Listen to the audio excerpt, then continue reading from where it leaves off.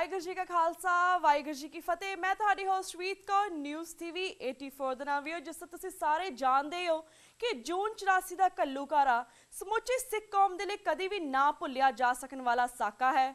ਬ੍ਰਾਹਮਣਵਾਦੀ ਦੁਰਗਾ ਮਾਤਾ ਇੰਦਰਾ ਗਾਂਧੀ ਨੇ ਸਮੁੱਚੀ ਸਿੱਖ ਕੌਮ ਨੂੰ ਸਬਕ ਸਿਖਾਉਣ ਦੇ ਲਈ ਸ਼੍ਰੀ ਹਰਮੰਦਰ ਸਾਹਿਬ, ਸ਼੍ਰੀ ਅਕਾਲ ਤਖਤ ਸਾਹਿਬ ਤੇ 37 ਹੋਰ ਇਤਿਹਾਸਿਕ ਗੁਰਦੁਆਰਿਆਂ ਤੇ ਟੈਂਕਾਂ ਤੋਪਾਂ ਦੇ ਹਮਲੇ ਦਾ ਸ਼ਿਕਾਰ ਬਣਾਇਆ। संत जरनैल सिंह खालसा भिंडरावाले, जनरल सुबेग सिंह ਅਤੇ ਭਾਈ ਅਮਰੀਕ ਸਿੰਘ ਆਪਣੇ ਸਾਥੀਆਂ ਸਮੇਤ ਅਕਾਲ ਤਖਤ ਸਾਹਿਬ ਦੀ ਆਨ ਸ਼ਾਨ ਲਈ ਜੂਝ ਕੇ ਸ਼ਹੀਦੀਆਂ ਪਾ ਗਏ। ਹਜ਼ਾਰਾਂ ਸਿੱਖ ਧਰਮੀ ਫੌਜੀਆਂ ਨੇ ਆਪਣੀਆਂ ਬੈਰਕਾਂ ਛੱਡੀਆਂ ਅਤੇ ਹਰਮੰਦਰ ਸਾਹਿਬ ਵੱਲ ਮੂੰਹ ਕਰਕੇ ਸ਼੍ਰੀ ਅੰਮ੍ਰਿਤਸਰ ਪਹੁੰਚਣ ਲਈ ਵਿਤਾਬ ਹੋਏ। ਵਿਊਅਰਸ, ਇਸ ਘੱਲੂਘਾਰੇ ਦੇ ਰੋਸ ਵਜੋਂ ਸਰਦਾਰ ਸਿਮਰਨਜੀਤ ਸਿੰਘ ਮਾਨ, ਜਿਹੜੇ ਕਿ ਉਦੋਂ ਉੱਚ ਪੁਲਿਸ ਅਧਿਕਾਰੀ ਸਨ, ਉਹਨਾਂ ਨੇ ਆਪਣੇ ਅਹੁਦੇ ਤੋਂ ਅਸਤੀਫਾ ਦਿੱਤਾ ਅਤੇ ਕੌਮੀ ਸੰਘਰਸ਼ ਵਿੱਚ ਸ਼ਾਮਿਲ ਹੋ ਗਏ। ਸਰਦਾਰ ਮਾਨ ਕੁਝ ਅਰਸੇ ਬਾਅਦ ਗ੍ਰਿਫਤਾਰ ਕਰ ਲਏ ਗਏ ਅਤੇ ਲਗਭਗ 5 ਸਾਲ ਉਹਨਾਂ ਨੂੰ ਹਿਰਾਸਤ ਵਿੱਚ ਰੱਖ ਕੇ ਸਰੀਰਕ ਅਤੇ ਮਾਨਸਿਕ ਤਸੀਹੇ ਦਿੱਤੇ ਗਏ। 1999 ਵਿੱਚ ਜੇਲ੍ਹ ਵਿੱਚ ਹੁੰਦਿਆਂ ਉਹਨਾਂ ਨੇ ਤਰਨਤਾਰਨ ਹਲਕੇ ਤੋਂ ਲਗਭਗ 3 ਲੱਖ ਵੋਟਾਂ ਦੇ ਫਰਕ ਨਾਲ ਪਾਰਲੀਮੈਂਟ ਚੋਣਾਂ ਜਿੱਤੀਆਂ ਅਤੇ ਇਸ ਤਰ੍ਹਾਂ ਸਰਕਾਰ ਨੂੰ ਮਜਬੂਰਨ ਉਹਨਾਂ ਨੂੰ ਰਿਹਾ ਕਰਨਾ ਪਿਆ। ਪਿਛਲੇ ਲਗਭਗ 30 ਵਰ੍ਹਿਆਂ ਵਿੱਚ ਸਰਦਾਰ ਸਿਮਰਨਜੀਤ ਸਿੰਘ ਮਾਨ ਖਾਲਿਸਤਾਨ ਦੀ ਆਜ਼ਾਦੀ ਦੇ ਮੁੱਦਈ ਵਜੋਂ ਨਿਰੰਤਰ ਸੰਘਰਸ਼ਸ਼ੀਲ ਹਨ। ਸ਼੍ਰੋਮਣੀ ਅਕਾਲੀ ਦਲ ਅੰਮ੍ਰਿਤਸਰ, ਜਿਸ ਦੇ ਆਪ ਪ੍ਰਧਾਨ ਹਨ, ਬਿਨਾਂ ਕਿਸੇ ਝੁਕ ਝੁਕਾ ਦੇ ਸਿੱਧੇ ਖਾਲਿਸਤਾਨ ਦੀ ਕਾਇਮੀ ਦਾ ਮੁੱਦਈ ਹੈ ਅਤੇ ਉਹ ਬੜੀ ਦ੍ਰਿੜਤਾ ਨਾਲ ਸੰਤ ਜਰਨੈਲ ਸਿੰਘ ਜੀ ਖਾਲਸਾ ਭਿੰਡਰਾਂਵਾਲਿਆਂ ਦੀ ਸੋਚ ਤੇ ਪਹਿਰਾ ਦੇ ਰਹੇ ਹਨ। ਅੱਜ ਸਾਡੇ ਲਈ ਬੜੀ ਮਾਣ ਤੇ ਫਖਰ ਵਾਲੀ ਗੱਲ ਹੈ ਕਿ ਸਰਦਾਰ ਸਿਮਰਨਜੀਤ ਸਿੰਘ ਮਾਨ ਟੀਵੀ 84 ਦੇ ਦਰਸ਼ਕਾਂ ਦੇ ਰੂਬਰੂ ਹੋ ਰਹੇ ਹਨ। ਟੀਵੀ 84 ਚੈਨਲ ਦਾ ਜਿਹੜਾ ਕਿ YouTube ਤੋਂ ਇਲਾਵਾ ਟਾਈਮ ਵਾਰਨਰ ਕੇਬਲ ਤੇ ਵੀ ਬ੍ਰੌਡਕਾਸਟ ਹੁੰਦਾ ਹੈ। ਇਸ ਦਾ ਮੁੱਖ ਨਿਸ਼ਾਨਾ ਵੀ ਸਿੱਖ ਕੌਮ ਦੀ ਆਜ਼ਾਦੀ, ਜਾਣੇ ਕਿ ਖਾਲਿਸਤਾਨ ਦੇ ਕਾਜ਼ ਨੂੰ ਉਭਾਰਨਾ ਹੈ। ਲਗਭਗ 1 ਸਾਲ ਦੇ ਅਰਸੇ ਵਿੱਚ ਟੀਵੀ 84 ਨੇ ਪੰਥਕ ਹਲਕਿਆਂ ਵਿੱਚ ਆਪਣੀ ਵਿਸ਼ੇਸ਼ ਥਾਂ ਬਣਾ ਲਈ ਹੈ ਤੇ ਅੱਜ ਅਸੀਂ ਵੱਖ-ਵੱਖ ਪੰਥਕ ਮੁੱਦਿਆਂ ਤੇ ਸਰਦਾਰ ਸਿਮਰਨਜੀਤ ਸਿੰਘ ਮਾਨ ਨਾਲ ਗੱਲਬਾਤ ਕਰਾਂਗੇ, ਜੋ ਸਾਡਾ ਹੁਣ ਫਤਿਹਗੜ੍ਹ ਸਾਹਿਬ ਤੋਂ ਫੋਨ ਲਾਈਨ ਤੇ ਜੁੜ ਚੁੱਕੇ ਨੇ। ਜੀ ਮਾਨ ਸਾਹਿਬ, ਵਾਹਿਗੁਰੂ ਜੀ ਕਾ ਖਾਲਸਾ ਵਾਹਿਗੁਰੂ ਜੀ ਕੀ ਫਤਿਹ। ਵਾਹਿਗੁਰੂ ਜੀ ਕਾ ਖਾਲਸਾ ਵਾਹਿਗੁਰੂ ਜੀ ਕੀ ਫਤਿਹ। ਜੀ ਮਾਨ ਸਾਹਿਬ, ਤੁਹਾਡਾ ਟੀਵੀ 84 ਦੇ ਦਰਸ਼ਕਾਂ ਦੇ ਰੂਪ ਹੋਣ ਤੇ ਬਹੁਤ-ਬਹੁਤ ਅਸੀਂ ਸਵਾਗਤ ਕਰਦੇ ਹਾਂ। ਮਾਨ ਸਾਹਿਬ, ਸਭ ਤੋਂ ਪਹਿਲਾਂ ਅਸੀਂ ਤੁਹਾਡੇ ਨਾਲ ਗੱਲਬਾਤ ਜੂਨ 84 ਦੇ ਘੱਲੂਘਾਰੇ ਤੋਂ ਹੀ ਸ਼ੁਰੂ ਕਰਦੇ ਹਾਂ। ਇਸ ਘੱਲੂਘਾਰੇ ਦੇ ਪਿੱਛੇ ਬ੍ਰਾਹਮਣਵਾਦ ਦੀ ਕੀ ਸੋਚ ਤੇ ਸਾਜ਼ਿਸ਼ ਕੰਮ ਕਰ ਰਹੀ ਸੀ, ਇਸ ਬਾਰੇ ਸਾਡੇ ਦਰਸ਼ਕਾਂ ਨੂੰ ਜਾਣਕਾਰੀ ਦਿਓ। 1947 ਤੋਂ ਬਾਅਦ ਸਿੱਖ ਇੰਡੀਅਨ ਸਟੇਟ ਦੇ ਵਿੱਚ ਐਡਜਸਟ ਨਹੀਂ ਹੋ ਸਕੇ, ਕਿਉਂ ਕਰਕੇ ਉਹਨਾਂ ਦੀ ਡਿਮਾਂਡ ਹੋਰ ਸੀਗੀ। ਉਹਨਾਂ ਦੀ ਡਿਮਾਂਡ ਆਜ਼ਾਦੀ ਦੀ ਸੀ ਤੇ ਜਿਹੜੀ ਕਸ਼ਮਕਸ਼ ਚੱਲਦੀ ਆ ਰਹੀ ਸੀਗੀ, ਕਦੇ ਪੰਜਾਬੀ ਸੂਬਾ ਐਜੂਕੇਸ਼ਨ, ਕਦੇ ਨਹਿਰਾਂ ਦਾ ਮਸਲਾ ਹੋ ਜਾਂਦਾ ਸੀਗਾ ਜੀ। ਫਿਰ ਅਖੀਰ ਦੇ ਵਿੱਚ ਇਹ ਕਲਮੀਨੇਟ ਹੋਇਆ ਆਪਰੇਸ਼ਨ ਬਲੂ ਸਟਾਰ ਦੇ ਵਿੱਚ। ਹਾਂਜੀ, ਜਿੱਥੇ ਹਿੰਦ ਹਕੂਮਤ ਨੇ ਸੋਚਿਆ ਕਿ ਇੱਕ ਵਾਰੀ ਹੁਣ ਕੰਡਾ ਕੱਢ ਦਈਏ ਜੀ। ਇਹ ਸਿੱਖ ਜਿਹੜੇ ਇਹ ਹਮੇਸ਼ਾ ਆਜ਼ਾਦੀ ਚਾਹੁੰਦੇ ਹੈ ਤੇ ਆਜ਼ਾਦੀ ਦੇ ਰੂਪ ਦੇ ਵਿੱਚ ਕਦੇ ਪੰਜਾਬੀ ਸੂਬਾ ਮੋਰਚਾ ਲਾ ਲੈਂਦੇ ਹੈ, ਕਦੇ ਨਹਿਰਾਂ ਦਾ ਮੋਰਚਾ ਲਾ ਲੈਂਦੇ ਹੈ, ਕਦੇ ਕੁਛ ਕਰ ਲੈਂਦੇ ਹੈ ਜੀ। ਤਾਂ ਇਹ ਇੱਕ ਸਿੱਖ ਕੌਮ ਦੇ ਉੱਤੇ ਹਮਲਾ ਸੀ ਕਿ ਇਹਨਾਂ ਨੂੰ ਕ੍ਰਸ਼ ਕੀਤਾ ਜਾਵੇ। ਹਾਂਜੀ ਜੀ। ਤੇ ਮਾਨ ਸਾਹਿਬ, ਜਿਸ ਤਰ੍ਹਾਂ ਜੂਨ 84 ਦੇ ਘੱਲੂਘਾਰੇ ਨੂੰ ਲਗਭਗ 29 ਸਾਲ ਬੀਤ ਗਏ ਹਨ, ਮਾਨ ਸਾਹਿਬ ਤੁਸੀਂ ਕੀ ਸੋਚਦੇ ਹੋ ਕਿ ਸਾਡੇ ਆਜ਼ਾਦੀ ਦਾ ਸੰਘਰਸ਼ ਇਹਨਾਂ ਵਰ੍ਹਿਆਂ ਵਿੱਚੋਂ ਕਿੱਥੋਂ ਕਿੱਥੇ ਤੱਕ ਪਹੁੰਚਿਆ ਹੈ, ਇਸ ਬਾਰੇ ਵੀ ਜਾਣਕਾਰੀ ਦਿਓ। ਇਹ ਟਾਈਮ ਤਾਂ ਜੀ ਜ਼ਰੂਰ ਲੱਗਦਾ ਹੁੰਦਾ ਇਹ ਸਟਰਗਲ ਦੇ ਵਿੱਚ, ਪਰ ਸਾਡੀ ਆਵਾਜ਼ ਇੰਨਾ ਜ਼ੁਲਮ ਦੇ ਬਾਅਦ ਦਬਾ ਨਹੀਂ ਸਕੀ ਹਿੰਦ ਹਕੂਮਤ ਅਜੇ ਤੱਕ, ਤੇ ਅਸੀਂ ਅਜੇ ਵੀ ਇਹ ਜੂਝ ਰਹੇ ਹਾਂ ਤੇ ਅਸੀਂ ਓਪਰਚੁਨਿਟੀ ਲੱਭ ਰਹੇ ਹਾਂ ਕਿ ਇਸ ਸਟਰਗਲ ਨੂੰ ਜਾਰੀ ਰੱਖੀਏ ਜੀ ਤੇ ਅਖੀਰ ਦੇ ਵਿੱਚ ਇਹ ਸਕਸੈਸਫੁਲ ਤਾਂ ਹੋਊਗਾ ਜੀ। ਤੇ ਮਾਨ ਸਾਹਿਬ, ਤੁਸੀਂ ਇਸ ਘੱਲੂਘਾਰੇ ਦੇ ਸੰਤਾਪ ਨੂੰ ਆਪਣੇ ਪਿੰਡੇ ਤੇ ਵੀ ਹੰਡਾਇਆ ਹੈ। ਤੁਸੀਂ ਇਸ ਸੰਬੰਧੀ ਕੋਈ ਨਿੱਜੀ ਤਜਰਬਾ ਸਾਡੇ ਦਰਸ਼ਕਾਂ ਨਾਲ ਸਾਂਝਾ ਕਰਨਾ ਚਾਹੋਗੇ? ਹਾਂਜੀ, ਇਹ ਮੇਰਾ ਮਤਲਬ ਹੈ ਕਿ ਫਿਰ ਜਦੋਂ ਸਟਰਗਲ ਕਰੀਦਾ ਵੀ ਫਿਰ ਇਹ ਸੱਟਾਂ ਤਾਂ ਲੱਗਦੀਆਂ ਹੀ ਹੈਗੀਆਂ, ਸਾਰਾ ਕੁਛ ਹੁੰਦਾ ਹੈ ਤੇ ਟੌਰਚਰ ਵੀ ਹੁੰਦਾ ਹੈ, ਸਾਰਾ ਸਾਰੇ ਸਟੇਜਾਂ ਦੇ ਵਿੱਚੋਂ ਅਸੀਂ ਲੰਘੇ ਹੋਏ ਹਾਂ। ਹਾਂਜੀ। ਪਰ ਮਹਾਰਾਜ ਨੇ ਅਜੇ ਇਹ ਜ਼ਿੰਦਗੀ ਬਖਸ਼ੀ ਹੋਈ ਹੈ ਤੇ ਹੁਣ ਵੀ ਸਟਰਗਲ ਬਹੁਤ ਤਕੜਾ ਹੋਣਾ ਸੀਗਾ ਜੇ ਨਰਿੰਦਰ ਮੋਦੀ ਨੂੰ ਲੈ ਆਉਂਦੇ, ਪ੍ਰਕਾਸ਼ ਸਿੰਘ ਬਾਦਲ ਤੇ ਰਵਾਇਤੀ ਅਕਾਲੀ ਇੱਥੇ। ਤੇ ਬੀਜੇਪੀ ਵਾਲੇ ਕਹਿ ਰਹੇ ਸੀਗੇ, ਸ਼ਰਮਾ ਸਾਹਿਬ ਜਿਹੜੇ ਇੱਥੋਂ ਦੇ ਪ੍ਰਧਾਨ ਹੈਗੇ ਬੀਜੇਪੀ ਦੇ, ਉਹ ਕਹਿੰਦੇ ਸੀਗੇ ਕਿ ਇਹ ਪੁਲਿਸ ਲਾਠੀ ਨਾਲ ਕੁੱਟ-ਕੁੱਟ ਕੇ ਦੁੰਬੇ ਬਣਾ ਦਊਗੀ ਇਹਨਾਂ ਦੀ। ਸੋ ਮੇਰਾ ਮਤਲਬ ਉਹ ਤਾਂ ਕਦੇ ਜਿਹੜਾ ਡੇਂਜਰ ਹੈਗਾ ਐਲੀਮੀਨੇਸ਼ਨ ਦਾ ਜਾਂ ਇਹ ਕੁੱਟ ਖਾਣ ਦਾ ਜਾਂ ਟੌਰਚਰ ਹੋਣ ਦਾ, ਉਹ ਤਾਂ ਕਦੇ ਜਾਂਦਾ ਨਹੀਂ ਜਦੋਂ ਇਹ ਕੋਈ ਵੀ ਇਹ ਰੇਸ ਜਾਂ ਕੌਮ ਆਪਣੇ ਫਰੀडम ਸਟਰਗਲ ਦੇ ਵਿੱਚ ਲੱਗੀ ਹੋਵੇ। ਜੀ ਜੀ। ਤੇ ਮਾਨ ਸਾਹਿਬ, ਬਾਕੀ ਪੰਥਕ ਮੁੱਦਿਆਂ ਤੇ ਗੱਲਬਾਤ ਕਰਨ ਤੋਂ ਪਹਿਲਾਂ ਅਸੀਂ ਭਾਈ ਗੁਰਬਖਸ਼ ਸਿੰਘ ਜੀ ਦੇ ਬਾਰੇ ਤੁਹਾਡੇ ਨਾਲ ਗੱਲਬਾਤ ਕਰਨਾ ਚਾਹਾਂਗੇ। ਜਿਸ ਤਰ੍ਹਾਂ ਜਾਣੇ ਕਿ ਭਾਈ ਗੁਰਬਖਸ਼ ਸਿੰਘ ਜੀ 14 ਨਵੰਬਰ ਤੋਂ ਜੇਲ੍ਹ ਦੇ ਵਿੱਚ ਬੰਦ 6 ਬੰਦੀ ਸਿੰਘਾਂ ਦੀ ਰਿਹਾਈ ਲਈ ਭੁੱਖ ਹੜਤਾਲ ਤੇ ਹਨ ਤੇ ਤੁਸੀਂ ਵੀ ਗੁਰਦੁਆਰਾ ਅੰਬ ਸਾਹਿਬ ਮੋਹਾਲੀ ਵਿਖੇ ਪਹੁੰਚੇ ਤੇ ਉਹਨਾਂ ਨੂੰ ਤੁਸੀਂ ਸਮਰਥਨ ਦਿੱਤਾ। ਤੁਸੀਂ ਇਸ ਭੁੱਖ ਹੜਤਾਲ ਬਾਰੇ ਆਪਣੇ ਵਿਚਾਰ ਸਾਂਝੇ ਕਰੋ ਤੇ ਇਹ ਵੀ ਦੱਸੋ ਕਿ ਸਰਕਾਰ ਉਹਨਾਂ ਦੀ ਇਸ ਹੱਕੀ ਮੰਗ ਨੂੰ ਕਿਉਂ ਨਹੀਂ ਮੰਨਦੀ, ਇਸ ਬਾਰੇ ਵੀ ਜਾਣਕਾਰੀ ਦਿਓ। ਸਾਡੀ ਪੋਜੀਸ਼ਨ ਬੜੀ ਵੀਕ ਹੈ ਕਿਉਂ ਕਰਕੇ ਇਹ ਜਿਹੜੇ ਸਿੱਖ ਹੈਗੇ ਆ ਜੀ, ਇਹ ਹੁਣ ਸਰਕਾਰ ਦੇ ਨਾਲ ਚੱਲ ਰਹੇ ਆ। ਜਿਵੇਂ ਸੰਤ ਸਮਾਜ ਹੈ, ਇਹ ਵੀ ਇਹ ਸੰਤ ਸਮਾਜ ਵੀ ਸਰਕਾਰ ਬੀਜੇਪੀ ਤੇ ਇਹ ਬਾਦਲ ਦਲ ਦੇ ਨਾਲ ਚੱਲ ਰਿਹਾ ਹੈ। ਦਮਦਮੀ ਟਕਸਾਲ ਵੀ ਉਧਰਲੇ ਪਾਸੇ ਚੱਲ ਰਹੀ ਹੈ।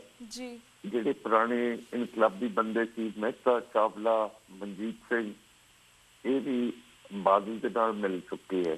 ਹਾਂਜੀ। ਸੋ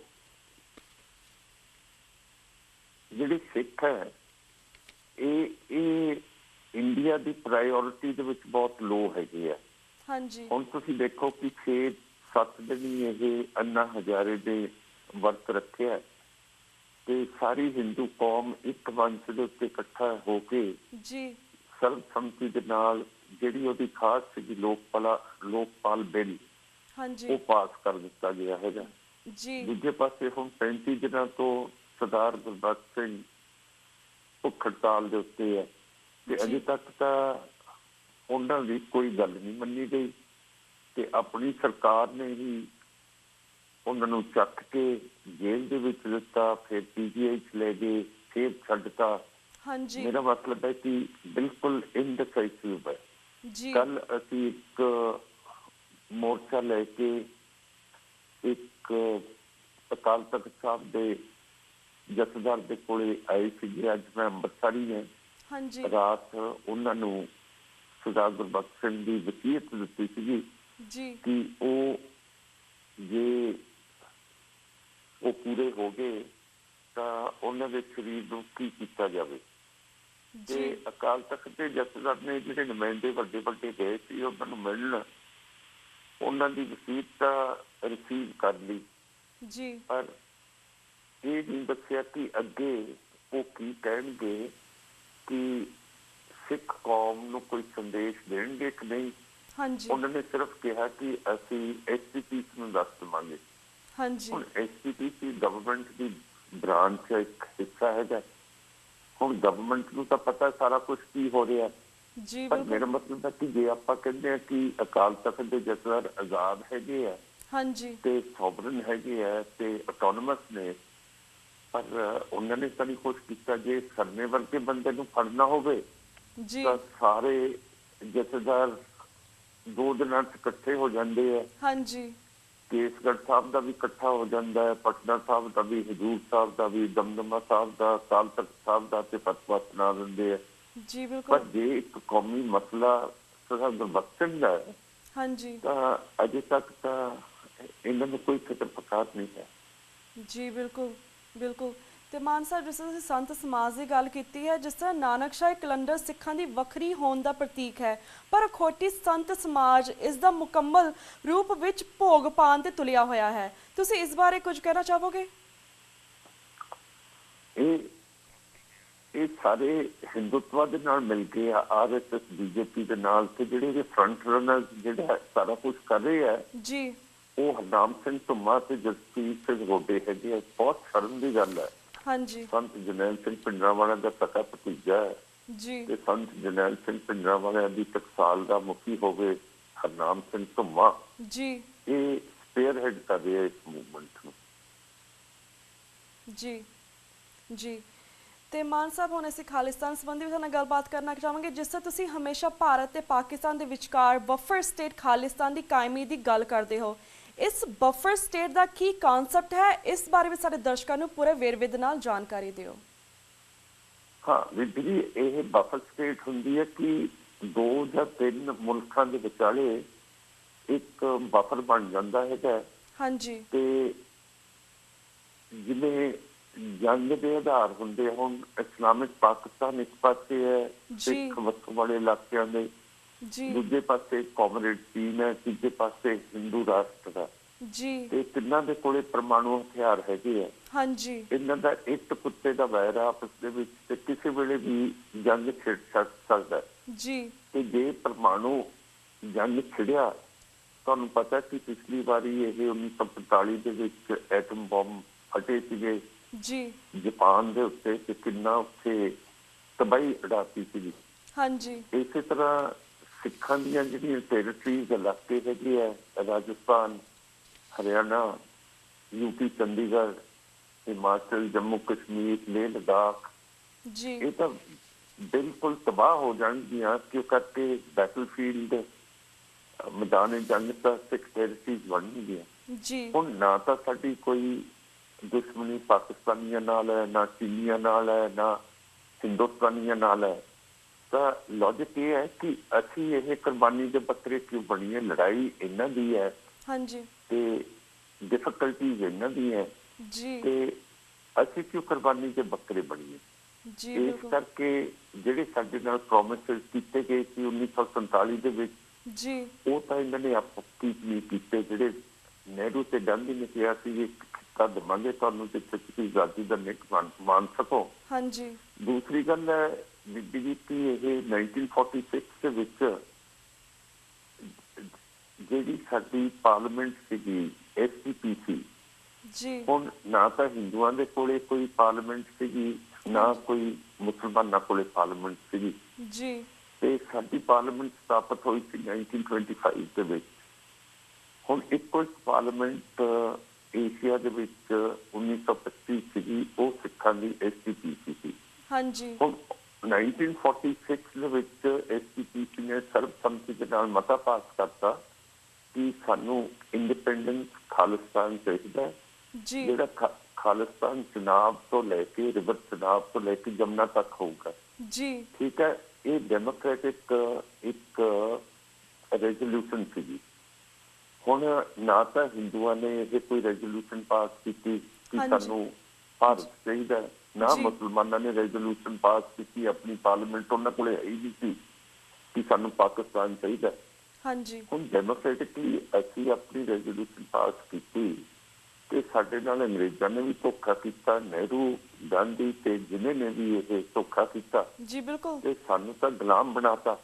ਜੀ ਹੁਣ 1950 ਦੇ ਵਿੱਚ ਜਿਹੜੇ ਸਾਡੇ 2 ਮੈਂਬਰ ਸੀਗੇ ਕੰਸਟੀਟਿਊਟ ਅਸੈਂਬਲੀ, ਜਿਨ੍ਹਾਂ ਨੇ ਕਨਸਟੀਟਿਊਸ਼ਨ ਸੰਵਿਧਾਨ ਦਾ ਡਰਾਫਟ ਕੀਤਾ, ਉਹਦੇ ਵਿੱਚ 2 ਸਾਡੇ ਮੈਂਬਰ ਸੀ, ਸਰਦਾਰ ਹੁਕਮ ਸਿੰਘ ਤੇ ਸਰਦਾਰ ਭੁਪਿੰਦਰ ਸਿੰਘ ਮਾਨ ਜੀ। ਜਦੋਂ ਇਹਨਾਂ ਦੋਨੋਂ ਸਿੱਖ ਰਿਪਰੈਜ਼ੈਂਟੇਟਿਵਸ ਨੇ ਦੇਖਿਆ ਕਿ we have been left high and dry, ਕਿ ਸਾਨੂੰ ਬਿਲਕੁਲ ਕੋਈ ਕੰਸੈਸ਼ਨ ਨਹੀਂ ਦਿੱਤੀ, ਨਾ ਸਾਡਾ ਕੁਝ ਕਨਸਟੀਟਿਊਸ਼ਨ ਦੇ ਵਿੱਚ ਪਾਇਆ, ਬਲਕਿ ਸਾਨੂੰ ਆਰਟੀਕਲ 25 ਦੇ ਵਿੱਚ ਲਿਖਤਾ ਕਿ ਸਿੱਖ ਹਿੰਦੂ ਮਜ਼ਹਬ ਦਾ ਇੱਕ ਹਿੱਸਾ ਹੈਗੇ ਆ। ਤਾਂ ਇਹਨਾਂ ਨੇ ਕਨਸਟੀਟਿਊਸ਼ਨ ਦੇ ਉੱਤੇ as Sikh representative to the constituent assembly ਇਹਨਾਂ ਨੇ ਦਸਤਖਤ ਹੀ ਨਹੀਂ ਕੀਤੇ, ਜਿਹਦਾ ਮਤਲਬ ਹੈ ਕਿ ਅਸੀਂ ਕਦੇ ਵੀ ਇੰਡੀਆ ਜਾਂ ਭਾਰਤ ਨੂੰ ਐਕਨੋਲੇਜ ਨਹੀਂ ਕੀਤਾ ਲੀਗਲੀ ਤੇ ਕਨਸਟੀਟਿਊਸ਼ਨਲੀ। ਤੇ ਸਾਡਾ ਰਾਈਟ ਹੈ, ਸਾਨੂੰ ਗੁਲਾਮ ਕਰਕੇ ਰੱਖਿਆ ਹੋਇਆ ਇਹਨਾਂ ਨੇ। ਜੀ ਬਿਲਕੁਲ, ਜਿਵੇਂ ਤੁਹਾਡੇ ਪ੍ਰੈਜ਼ੀਡੈਂਟ ਇਬਰਾਹਿਮ ਲਿੰਕਨ ਨੇ ਫਿਰ ਸਿਵਲ ਵਾਰ ਕੀਤਾ ਸੀਗਾ, ਜਿਹੜੇ ਤੁਹਾਡੇ ਸਲੇਵ ਸੀਗੇ ਕਾਲੇ, ਉਹਨਾਂ ਨੂੰ ਆਜ਼ਾਦ ਕਰਾਇਆ। ਸਮਝੇ ਨਾ? ਇਸੇ ਤਰ੍ਹਾਂ ਅਸੀਂ ਗੁਲਾਮ ਹੈਗੇ ਆ, ਅਸੀਂ ਲਿਖ ਕੇ ਨਹੀਂ ਦਿੱਤਾ ਕਿ ਅਸੀਂ ਇੰਡੀਆ ਦੇ ਨਾਲ ਹੈਗੇ ਆ, ਅਸੀਂ ਕਿਸੇ ਵੇਲੇ ਵੀ ਆਪਣਾ ਜਿਹੜੀ ਤਕਦੀਰ ਹੈ ਇੰਡੀਆ ਦੇ ਨਾਲ ਕਦੇ ਵੀ ਪਾਈ ਹੈਗੀ, ਕਨਸਟੀਟਿਊਸ਼ਨਲੀ ਤੇ ਲੀਗਲੀ। ਜੀ ਸੋ ਅਸੀਂ ਬਿਲਕੁਲ ਆਜ਼ਾਦ ਹੈਗੇ ਹੈ, ਸਾਨੂੰ ਗੁਲਾਮੀ ਦੇ ਅਸਾਰ ਹੋ ਰਹੇ ਹੈ। ਹੁਣ ਹਾਂਜੀ ਦੇਖੋ ਪਰਸੋਂ ਤੁਹਾਡੀ ਜਿਹੜੀ ਐਮਬੈਸੀ ਹੈ ਦਿੱਲੀ ਦੇ ਵਿੱਚ, ਉਹਦੇ ਵਿੱਚੋਂ ਸਾਰੀਆਂ ਫੈਸਿਲਿਟੀਜ਼ ਇੰਡੀਆ ਨੇ ਕੱਢਤੀਆਂ। ਮੇਰਾ ਮਤਲਬ ਉਹਨਾਂ ਦੀ ਸੇਫਟੀ, ਉਹਨਾਂ ਦਾ ਪਾਣੀ, ਉਹਨਾਂ ਦੀ ਬਿਜਲੀ, ਉਹਨਾਂ ਦੇ ਉੱਤੇ ਜਿਹੜੇ ਟੈਕਸਿਸ ਲੱਗਦੇ ਸੀ, ਉਹਨਾਂ ਦੇ ID ਕਾਰਡ ਜੀ ਸਾਰੇ ਵਿਦਡਰਾਅ ਕਰ ਲਏ। ਜੀ ਤੇ ਸਿਰਫ ਅਸੀਂ ਸਿੱਖਾਂ ਨੇ ਕਿਹਾ ਕਿ ਜੇ ਸਾਨੂੰ ਅਮਰੀਕਨ ਨੂੰ ਕੋਈ ਖਤਰਾ ਹੋਵੇ, ਅਸੀਂ ਤੁਹਾਡੇ ਐਂਬੈਸਡਰ ਨੂੰ ਲਿਖ ਕੇ ਵੀ ਭੇਜਿਆ ਮਿਸ ਪੋਵਲ ਨੂੰ ਕਿ ਸਾਨੂੰ ਤੁਸੀਂ ਬੁਲਾ ਸਕਦੇ ਹੋ, ਅਸੀਂ ਸਮਝਦੇ ਹਾਂ ਕਿ ਤੁਹਾਡੇ ਨਾਲ ਨਜਾਇਜ਼ ਹੋਇਆ। ਹਾਂਜੀ ਸੋ ਮੇਰਾ ਮਤਲਬ ਅਸੀਂ ਹਮੇਸ਼ਾ ਇੰਡੀਪੈਂਡੈਂਟਲੀ ਐਕਟ ਕਰਦੇ ਹਾਂ। ਹਾਂਜੀ ਸੋ ਮੇਰਾ ਮਤਲਬ ਹੈ ਕਿ ਸਾਡਾ ਪੂਰਾ ਇੱਕ ਹੱਕ ਹੈ ਕਿ ਅਸੀਂ ਇੰਡੀਪੈਂਡੈਂਟ ਤੇ ਆਜ਼ਾਦ ਹੋਈਏ। ਜੀ ਜੀ ਤਾਂ ਮਾਨ ਸਾਹਿਬ, ਜਿਸ ਤਰ੍ਹਾਂ ਤੁਸੀਂ ਕਹਿ ਰਹੇ ਹੋ ਕਿ ਸਾਨੂੰ ਭਾਰਤ ਦੀ ਸਰਕਾਰ ਤੋਂ ਸਾਨੂੰ ਕੋਈ ਆਸ ਨਹੀਂ ਹੈ ਕਿ ਸਾਨੂੰ ਉਹਨਾਂ ਤੋਂ ਇਨਸਾਫ ਮਿਲੇਗਾ, ਪਰ ਹਮੇਸ਼ਾ ਸੋਚਦੇ ਕਿ ਸ਼ਾਇਦ ਸਾਨੂੰ ਪੰਜਾਬ ਤੋਂ ਇਨਸਾਫ ਮਿਲ ਜਾਏਗਾ, ਸਾਡੇ ਆਪਣੇ ਜਿਹੜੇ ਲੀਡਰਸ ਨੇ ਉਹਨਾਂ ਕੋਲ ਇਨਸਾਫ ਮਿਲ ਜਾਏਗਾ। ਪਰ ਕੀ ਕਾਰਨ ਹੈ ਕਿ ਬਾਦਲ ਅਕਾਲੀ ਦਲ ਨੇ ਸਿੱਖੀ ਕਦਰਾਂ ਕੀਮਤਾਂ ਨੂੰ ਹਿੰਦੂ ਤਵੀ ਦੇ ਸਮੁੰਦਰ ਵਿੱਚ ਡੁਬੋਣ ਲਈ ਕੋਈ ਕਸਰ ਬਾਕੀ ਨਹੀਂ ਛੱਡੀ? ਫਿਰ ਵੀ ਲੋਕ ਕਿਉਂ ਬਾਰ-ਬਾਰ ਉਹਨਾਂ ਨੂੰ ਵੋਟਾਂ ਪਾ ਕੇ ਜਿਤਾਉਂਦੇ ਨੇ? ਇਸ ਬਾਰੇ ਵੀ ਜਾਣਕਾਰੀ ਦਿਓ। ਇਹ ਤਾਂ ਹੁਣ ਮੈਨੂੰ ਨਹੀਂ ਸਮਝ ਆਉਂਦੀ। ਹੁਣ ਦੇਖੋ ਅਸੀਂ ਤਾਂ ਬਹੁਤ ਕੋਸ਼ਿਸ਼ ਕਰਦੇ ਹਾਂ, ਹੁਣ ਕਿਉਂ ਨਹੀਂ ਪਾਉਂਦੇ ਤਾਂ ਹੁਣ ਲੋਕ ਦੱਸਦੇ ਆ। ਇੱਕ ਵਜ੍ਹਾ ਹੈ ਕੀ ਹੈ, ਲੋਕਾਂ ਦੇ ਉੱਤੇ ਟੈਰਰ ਹੈ ਜੀ, ਇਹ ਟੈਰਰਾਈਜ਼ ਕੀਤੇ ਗਏ ਆ, ਡਰਦੇ ਆ। ਜੇ ਇਹ ਜਦੋਂ ਵੀ ਇਲੈਕਸ਼ਨ ਆਉਂਦੇ ਆ, ਕਾਂਗਰਸ ਇਹ ਵੀ ਕਹਿੰਦੇ ਹੈਗੇ ਆ ਕਿ ਜੇ ਤੁਸੀਂ ਵੋਟਾਂ ਅਕਾਲੀ ਦਲ ਅੰਮ੍ਰਿਤਸਰ ਨੂੰ ਪਾਈਆਂ, ਸਿਮਰਨਜੀਤ ਸਿੰਘ ਨੂੰ ਪਾਈਆਂ, ਬਾਦਲ ਦਲੀਏ ਵੀ ਜਾ ਕੇ ਲੋਕਾਂ ਨੂੰ, ਮਾਵਾਂ ਨੂੰ ਡਰਾ ਦਿੰਦੇ ਆ ਤੇ ਫਿਰ ਕਹਿੰਦੇ ਆ ਕਿ ਪੁਲਿਸ ਤੁਹਾਡੇ ਬੱਚਿਆਂ ਨੂੰ ਚੱਕ ਕੇ ਲੈ ਜੂਗੀ। ਸੋ ਇਹ ਡਰ ਦੇ ਵਿੱਚੋਂ ਨਿਕਲਣਾ, ਫਿਰ ਇਹਨਾਂ ਦੇ ਕੋਲੇ ਪੈਸਾ ਬਹੁਤ ਜ਼ਿਆਦਾ ਹੈਗਾ ਜੀ, ਫਿਰ ਇਹਨਾਂ ਦੇ ਨਾਲ ਗਵਰਨਮੈਂਟ ਆਫ ਇੰਡੀਆ, ਹਿੰਦ ਹਕੂਮਤ ਦੀ ਸਰਕਾਰ ਸੈਂਟਰ ਦੀ ਚੱਲਦੀ ਹੈਗੀ ਹੈ। ਹੁਣ ਜਿਵੇਂ ਹੁਣ ਤੁਸੀਂ ਅੰਦਾਜ਼ਾ ਲਾਓ ਕਿ ਪਿਛਲੇ SPPC ਦੇ ਜਿਹੜੇ ਇਲੈਕਸ਼ਨ ਗਏ ਸੀਗੇ, ਇੱਕ ਪੰਥਕ ਮੋਰਚਾ ਸਰਨਾ ਸਾਹਿਬ ਨੇ ਖੜਾ ਕੀਤਾ ਸੀਗਾ, ਜਿਹੜੇ ਦਿੱਲੀ ਦੇ ਹਾਕਮ ਹੈਗੇ ਹੈ ਸਿੱਖਾਂ ਦੇ, ਤੇ ਉਹਨਾਂ ਦੇ ਨਾਲ ਇਹ ਬਿੱਟੂ ਦਲ ਵੀ ਲੱਗਿਆ ਸੀਗਾ, ਫਿਰ ਦਲ ਖਾਲਸਾ ਵੀ ਲੱਗਿਆ ਸੀ, ਭਾਈ ਮੋਹਕਮ ਸਿੰਘ ਵੀ ਲੱਗੇ ਸੀਗੇ, ਰਵਿੰਦਰ ਸਾਹਿਬ ਦਾ ਵੀ ਦਲ ਲੱਗਿਆ ਸੀਗਾ। ਤੇ ਇਹਨਾਂ ਨੂੰ ਇਹ ਸਰਨਾ ਸਾਹਿਬ ਕਾਂਗਰਸ ਨਾਲ ਚੱਲਦੇ, ਇਹਨਾਂ ਨੂੰ ਪ੍ਰੋਮਿਸ ਹੋਇਆ ਸੀਗਾ ਕਿ ਇਹਨਾਂ ਨੂੰ ਕਾਂਗਰਸ ਦੀ ਵੋਟਾਂ ਪਾਉਣਗੇ। ਪਰ ਆਖਰੀ ਮਿੰਟ ਦੇ ਉੱਤੇ ਸੋਨੀਆ ਗਾਂਧੀ ਨੂੰ ਦੱਸਿਆ ਗਿਆ ਕਿ ਜੇ ਤਾਂ ਤੁਸੀਂ ਇਹ ਕਾਂਗਰਸ ਦੀ ਵੋਟ ਬਾਦਲ ਨੂੰ ਨਾ ਪਾਈ ਤੇ ਅਕਾਲੀ ਦਲ ਅੰਮ੍ਰਿਤਸਰ ਜਿੱਤ ਗਿਆ। ਪਰ ਬਾਦਲ ਸਾਹਿਬ ਤਾਂ ਇੰਡੀਆ ਨੂੰ ਤੋੜਨਾ ਨਹੀਂ ਚਾਹੁੰਦੇ, ਪਰ ਜੇ ਸਿਮਰਨਜੀਤ ਮਾਨ ਦੀ ਪਾਰਟੀ ਅੱਗੇ ਆ ਗਈ ਤਾਂ ਫਿਰ ਹਿੰਦੁਸਤਾਨ ਦੇ ਲਈ ਬਹੁਤ ਮੁਸ਼ਕਿਲ ਹੋ ਜਾਊਗਾ ਉਹਦੀ ਏਕਤਾ ਦੇ ਲਈ। ਸੋ ਕਾਂਗਰਸੀਆਂ ਨੇ ਵੀ ਇੱਧਰ ਬਾਦਲ ਦਲ ਨੂੰ ਵੋਟਾਂ ਪਾਤੀਆਂ। ਹੁਣ ਜਦੋਂ ਇਹ ਇੱਕ ਇਹੋ ਜਿਹਾ ਘੋੜਾ ਹੈ, ਜਿਵੇਂ ਤੁਸੀਂ ਰੇਸਿਸ ਦੇ ਉੱਤੇ ਜਾਂਦੇ ਹੋ ਘੋੜਿਆਂ ਦੀ, ਤੇ ਤੁਸੀਂ ਬੈਸਟ ਘੋੜੇ ਦੇ ਉੱਤੇ ਬੈਠ ਕਰੋਗੇ। ਤੇ ਇੰਡੀਆ ਅੱਜ ਕੱਲ੍ਹ ਹਿੰਦੁਤਵਾ ਦੇ ਜਿਹੜੇ ਲੋਕ ਹੈ ਉਹ ਬਾਦਲ ਨੂੰ ਸਾਰਿਆਂ ਤੋਂ ਚੰਗਾ ਘੋੜਾ ਸਮਝਦੇ ਹੈ ਕਿ ਇਹ ਸਾਡੇ ਨਾਲ ਰਹਿ ਸਕਦਾ ਹੈ ਤੇ ਸਾਨੂੰ ਅੱਗੇ ਲੈ ਕੇ ਜਾ ਸਕਦਾ ਹੈਗਾ। ਸੋ ਇਹ ਇਸ ਤਰ੍ਹਾਂ ਹੈਗਾ ਕਿ ਇੰਡੀਆ ਨੂੰ ਸੇਫ ਰੱਖਣ ਦੇ ਲਈ ਇਹ ਬਾਦਲ ਦੇ ਉੱਤੇ ਪੂਰੀ ਇਹਨਾਂ ਨੇ ਸ਼ਰਤ ਲਾਈ ਹੋਈ ਹੈ ਜੀ। ਤਾਂ ਜਿਸ ਤਰ੍ਹਾਂ ਮਾਨ ਸਾਹਿਬ, ਇਹ ਤਾਂ ਪੰਜਾਬ ਦੀ ਵੋਟਾਂ ਦੀ ਗੱਲ ਹੋ ਗਈ। ਜਿਸ ਤਰ੍ਹਾਂ ਹੁਣ ਅਸੀਂ ਦੇਖ ਰਹੇ ਹਾਂ ਕਿ 2014 ਦੀਆਂ ਚੋਣਾਂ ਆ ਰਹੀਆਂ, ਜਿਸ ਦੇ ਵਿੱਚ ਇੱਕ ਪਾਸੇ ਨਰਿੰਦਰ ਮੋਦੀ ਖੜਾ ਤੇ ਦੂਸਰੇ ਪਾਸੇ ਰਾਹੁਲ ਗਾਂਧੀ ਖੜਿਆ ਹੋਇਆ ਹੈ। ਤਾਂ ਹੁਣ ਸਿੱਖਾਂ ਦੇ ਵਿੱਚ ਇੰਨੇ ਕਨਫਿਊਜ਼ਨ ਹੈ ਕਿ ਕਿਸ ਨੂੰ ਵੋਟ ਪਾਈ ਜਾਵੇ ਤੇ ਕੀ ਕੀਤਾ ਜਾਵੇ, ਇਸ ਬਾਰੇ ਵੀ ਥੋੜੀ ਜਾਣਕਾਰੀ ਦਿਓ। ਦੇਖੋ, ਇਹ ਸਾਡੇ ਲਈ ਤਾਂ, ਸਾਡੀ ਪਾਰਟੀ ਦੀ ਤਾਂ ਕੋਈ ਆਪਸ਼ਨ ਨਹੀਂ ਹੈਗੀ, ਨਾ ਰਾਹੁਲ ਨੂੰ ਅਸੀਂ ਦਈਏ, ਨਾ ਇਹ ਅਸੀਂ ਨਰਿੰਦਰ ਮੋਦੀ ਨੂੰ ਦਈਏ। ਅਸੀਂ ਵੋਟ ਆਪਣੀ ਪਾਰਟੀ ਨੂੰ ਦੇਵਾਂਗੇ ਤੇ ਆਪਣੀ ਪਾਰਟੀ ਦਾ ਇੰਡੀਪੈਂਡੈਂਟ ਸਟੈਂਡ ਪਾਰਲੀਮੈਂਟ ਦੇ ਵਿੱਚ ਲੈ ਕੇ ਜਾਵਾਂਗੇ। ਬੀਬੀ ਜੀ, ਸਾਡੇ ਲਈ ਤਾਂ ਕੋਈ ਆਪਸ਼ਨ ਨਹੀਂ ਹੈਗੀ। ਇਹ ਤਾਂ ਇਹ ਆਪਸ਼ਨ ਹੈਗੀ ਹੈ ਜਿਹੜੇ ਸਿੱਖ ਕਮਜ਼ੋਰ ਦਿਲ ਹੈਗੇ ਹੈ ਤੇ ਜਿਹੜੇ ਇਹ ਇੰਡੀਆ ਤੋਂ ਇਹਦੇ ਚਾਹੁੰਦੇ ਆ, ਜਾਇਦਾਦ ਬਣਾਉਣਾ ਚਾਹੁੰਦੇ ਆ, ਲੁੱਟ ਖਸੁੱਟ ਕਰਨਾ ਚਾਹੁੰਦੇ ਆ, ਸਾਡੇ ਲਈ ਤਾਂ ਕੋਈ ਆਪਸ਼ਨ ਨਹੀਂ ਹੈਗੀ ਇਹਨਾਂ ਦੋਨਾਂ ਦੇ ਵਿੱਚ ਜੀ ਹਨਾ। ਜੀ ਜੀ ਤੇ ਮਾਨ ਸਾਹਿਬ, ਜਿਸ ਤਰ੍ਹਾਂ ਸਾਡਾ ਹੁਣ ਵਕਤ ਸਮਾਪਤੀ ਵੱਲ ਜਾ ਰਿਹਾ, ਤੁਸੀਂ ਪਹਿਲੀ ਵਾਰ ਸਾਡੇ ਟੀਵੀ 84 ਦੇ ਦਰਸ਼ਕਾਂ ਦੇ ਰੂਬਰੂ ਹੋਏ। ਟੀਵੀ 84 ਇਸ ਦਾ ਉਪਰਾਲਾ ਸਾਡਾ ਇਹੀ ਹੁੰਦਾ ਹੈ ਕਿ ਜਿਹੜਾ ਪੰਜਾਬ ਦੇ ਵਿੱਚ ਸਾਡੇ ਭਰਾਵਾਂ, ਸਾਡੇ ਭੈਣਾਂ ਭਰਾਵਾਂ ਨਾਲ ਜੋ ਕੁਝ ਹੋ ਰਿਹਾ ਉਹ ਅਸੀਂ ਬਾਹਰ ਦਰਸ਼ਕਾਂ ਨੂੰ ਦੱਸੀਏ, ਉਹਨੂੰ ਜਾਗਰੂਕ ਕਰੀਏ। ਤਾਂ ਹੀ ਤੁਹਾਡੇ ਵਰਗੇ ਸ਼ਖਸੀਅਤਾਂ ਨੂੰ ਅਸੀਂ ਸਮੇਂ-ਸਮੇਂ ਟੀਵੀ 84 ਦੇ ਦਰਸ਼ਕਾਂ ਦੇ ਰੂਬਰੂ ਕਰਵਾਉਂਦੇ ਰਹਿੰਦੇ, ਤਾਂ ਕਿ ਤੁਸੀਂ ਉਹਨਾਂ ਨੂੰ ਜਾਗਰੂਕ ਕਰੋ। ਤੁਸੀਂ ਟੀਵੀ 84 ਰਾਹੀਂ ਦੇ ਟੀਵੀ 84 ਦੇ ਮਾਧਿਅਮ ਰਾਹੀਂ ਸਿੱਖ ਸੰਗਤਾਂ ਨੂੰ ਕੀ ਸੁਨੇਹਾ ਦੇਣਾ ਚਾਹੋਗੇ? ਇਹ ਤਾਂ ਤੁਹਾਡੀ ਬਹੁਤ ਕਿਰਪਾ ਹੈ ਜਿਹੜਾ ਤੁਸੀਂ ਮੈਨੂੰ ਮੈਸੇਜ ਦਿਵਾਉਣਾ ਚਾਹੁੰਦੇ ਹੋ ਜੀ। ਹੁਣ ਸਿੱਖਾਂ ਨੂੰ ਪਤਾ ਹੋਣਾ ਚਾਹੀਦਾ ਕਿ ਸਾਡੀ ਪਾਰਟੀ ਇਹ ਬਹੁਤ ਚਿਰ ਤੋਂ ਸਿੱਖਾਂ ਦੀ ਆਜ਼ਾਦੀ ਦੇ ਲਈ ਲੜ ਰਹੀ ਹੈ। ਹਾਂਜੀ।